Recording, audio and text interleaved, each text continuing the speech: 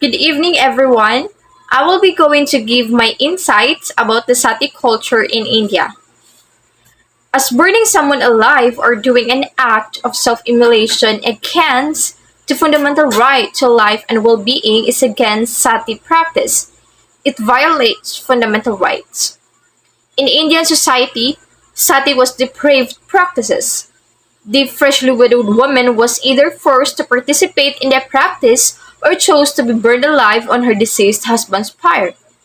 She was seen as being devoted to her husband by the action. Every living thing has the freedom to voice their opinion as well as the right to live. If it was voluntary, it was seen as the highest manifestation of a wife's loyalty to her deceased husband. And as a result of its violence, sati should not be encouraged.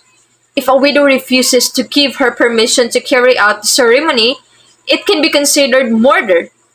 A lady could decide to undergo sati not out of her own free will, but because her family members believe it to be the proper course of action.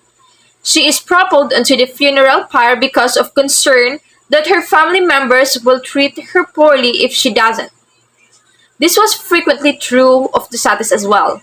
In modern, it is wrong to participate in or promote the sati ceremony.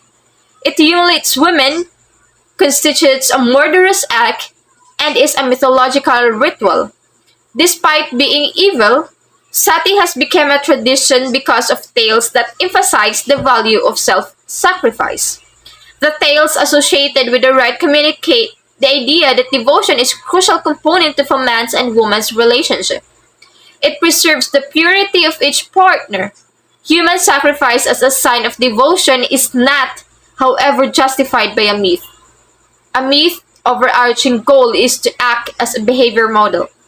There are numerous respectable non-violent ways to express your love for your partner. One should keep faithfulness by avoiding prostitution and remarriage when a spouse passes away rather than giving up on life.